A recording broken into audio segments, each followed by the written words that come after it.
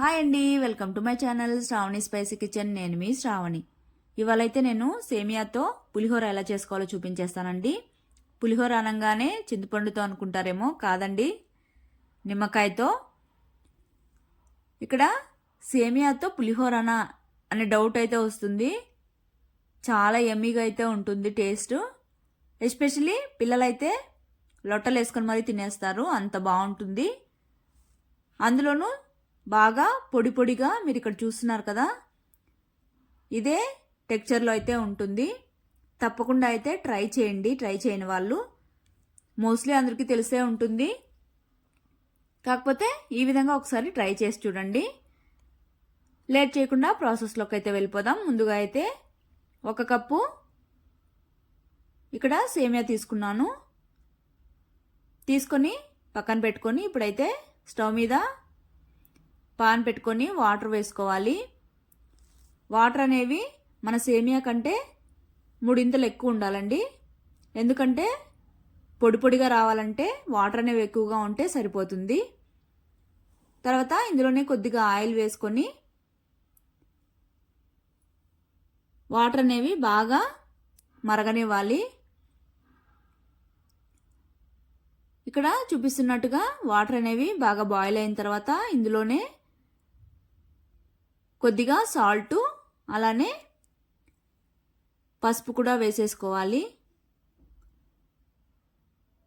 వేసుకున్న తర్వాత అయితే వాటర్ అనేవి బాగా మరిగిన తర్వాతే సేమియా అనేది వేసుకోవాలి.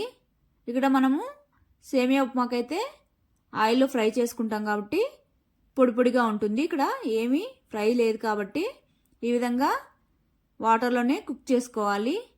కుక్ చేయడం అంటే జస్ట్ 50% వరకు కుక్ అయితే సరిపోతుంది.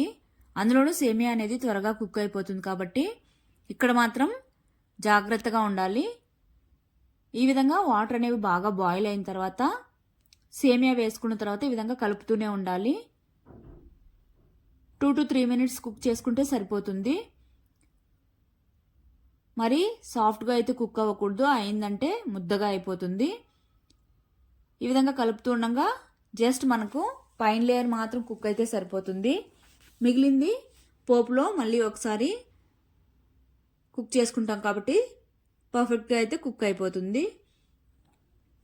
ఈ విధంగా కుక్ అయిన తర్వాత మొత్తం స్ట్రైనర్లో వేసేసుకొని ఈ విధంగా కూల్ వాటర్ వేసుకొని మళ్ళీ స్ట్రెయిన్ చేసేసుకోవాలి. వాటర్ మొత్తం ఈ విధంగా వాటర్ మొత్తం వెళ్ళిపోయి అలానే చల్లారేంత వరకు స్ట్రైనర్లోనే పక్కన పెట్టేసుకోవాలి.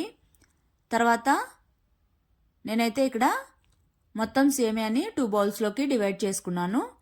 ఇక్కడైతే చూడండి బాగా పర్ఫెక్ట్గా పొడి పొడిగా వచ్చింది. ఇలా ఉంటేనే సేమియా పులిహోరకి టేస్ట్ బాగుంటుంది, అలానే టెక్చర్ కూడా బాగుంటుంది చూడ్డానికి. లేదంటే ముద్దగా అతుకుపోవడం వల్ల టేస్ట్ కూడా కాస్త తగ్గుతుంది. ఈ విధంగా ఇంకొక బౌల్లో కూడా మిగిలింది ట్రాన్స్ఫర్ చేసేసుకొని కాస్త చల్లారనివ్వాలి.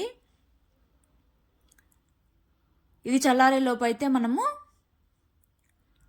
లెమన్స్ అన్ని ఒక బౌల్లోకి స్క్వీజ్ చేసేసుకుంటే ఫాస్ట్గా అయిపోతుంది ప్రాసెస్ కూడా. నేను ఇక్కడైతే 1 కప్పుకి 4 లెమన్స్ అయితే తీసుకున్నాను. ఈ విధంగా మొత్తం జ్యూస్ని మొత్తం ఒక బౌల్లోకి స్క్వీజ్ చేసేసుకొని పక్కన పెట్టేసుకోవాలి. వీలైతే సీడ్స్ కూడా తీసేసుకోవచ్చు, లేదంటే మనం వేసుకునేటప్పుడు స్ట్రెయిన్ చేసుకుని అయినా వేసుకోవచ్చు. తర్వాత అయితే కడాయి పెట్టుకొని ఆయిల్ వేసుకోవాలి. ఆయిల్ అనేది కొద్దిగా ఎక్కువగానే పడుతుంది పోపుకి. ఆయిల్ కొద్దిగా హీట్ ఎక్కిన తర్వాత 1 స్పూను మినపప్పు, అలానే 1 స్పూను శనగపప్పు, తర్వాత 1 గుప్పెడు పల్లీలు వేసుకోవాలి. అలానే కొద్దిగా కరివేపాకు వేసుకొని చిట్పట్లాడిన తర్వాత పోపును మొత్తం లో ఫ్లేమ్లో మంటను పెట్టుకొని బాగా దూరగా వేయించుకోవాలి. ఇక్కడ పోపు అనేది బాగా వేయించుకున్నామంటే క్రిస్పీగా తినేటప్పుడు భలేగా ఉంటాయి పల్లీలు, మినపప్పు, శనగపప్పు అనేవి. తర్వాత కాస్త వేగిన తర్వాత ఇందులోనే కొద్దిగా జీలకర్ర అలానే ఆవాలు కూడా వేసుకొని ఇంకాసేపు ఫ్రై చేసుకోవాలి. ఈ విధంగా ఫ్రై అయిన తర్వాత ఇందులోనే జీడిపప్పులు కూడా వేసేసుకొని దోరగా వేయించుకోవాలి. వేయించిన తర్వాత సన్నగా కట్ చేసుకున్న ఆనియన్స్ అలానే సన్నగా కట్ చేసుకున్న పచ్చిమిర్చి కూడా వేసేసుకొని మంటనైతే మీడియం ఫ్లేమ్లో పెట్టుకొని ఆనియన్ అనేది బాగా ఫ్రై అయ్యేంత వరకు ఫ్రై చేసుకోవాలి.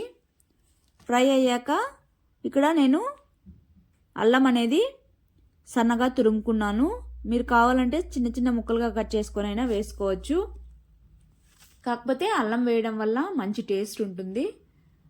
అల్లం వేసిన తర్వాత కొద్దిగా ఫ్రై చేసుకోవాలి. ఫ్రై అయిన తర్వాత అయితే ఇందులోనే రుచికి తగినంత సాల్టు తర్వాత పసుపు వేసేసుకొని పచ్చివాసన పోయేంత వరకు మొత్తం పోపుని మొత్తం ఒకసారి వేయించేసుకున్న తర్వాత మనం స్క్వీజ్ చేసి పెట్టుకున్న లెమన్ జ్యూసు మొత్తం ఇందులోకి ఈ విధంగా స్ట్రెయిన్ చేసుకొని వేసేసుకోవాలి. వేసుకున్న తర్వాత సీడ్స్ మొత్తం పక్కన తీసేసేయాలి. తర్వాత ఈ విధంగా ఒక 2 minutes మిక్స్ చేసుకుంటే సరిపోతుంది. తర్వాత స్టవ్ ఆపేసి మనం పక్కన పెట్టుకున్న సేమియాని మొత్తం ఇందులోకి ట్రాన్స్ఫర్ చేసేసుకొని మంటనైతే లో ఫ్లేమ్లో మాత్రమే పెట్టుకొని మొత్తం పోపు అంతా ఈ సేమియాకి పట్టే విధంగా స్లోగా మిక్స్ చేసుకుంటూ కలుపుతూ ఉండాలి. మంటను మాత్రం లో ఫ్లేమ్లో మాత్రమే పెట్టుకోవాలి. ఈ విధంగా లో ఫ్లేమ్లో పెట్టుకొని ఫ్రై చేసుకోవడం వల్ల మనం వేసిన కారము, ఉప్పు అలానే నిమ్మరసం మొత్తం ఈ సేమియాకి పట్టి ఫ్లేవర్ అనేది చాలా బాగుంటుంది. టేస్ట్ అనేది హై ఫ్లేమ్లో పెట్టామంటే స్మోకీ ఫ్లేవర్ వస్తుంది. అలానే సేమియాకి మొత్తం పట్టకుండా చప్పగా అయిపోతుంది. అందుకోసం మాత్రమే లో ఫ్లేమ్లో పెట్టుకొని కుక్ చేసుకోవాలి అని చెప్తున్నాను. తర్వాత అయితే చివరిగా కొత్తిమీర వేసేసుకొని ఒకసారి కలిపేసుకొని స్టవ్ ఆపేసి దింపేసుకోవడమే. వేడివేడిగా తిన్నా సరే చల్లారాకైనా సరే చాలా టేస్ట్ అయితే ఉంటుంది సేమియా పులిహోర అయితే. ఎస్పెషలీ పిల్లలకి పెట్టారంటే బాగా ఎంజాయ్ చేస్తారు. పొడి పొడిగా భలే టేస్టీగా అయితే ఉంటుంది. తప్పకుండా మీరు కూడా ట్రై చేయండి. ట్రై చేసి పిల్లలకి పెట్టారంటే వద్దనకుండా లొట్టలు వేసుకొని తినేస్తారు. Okay, bye. Thank you for watching.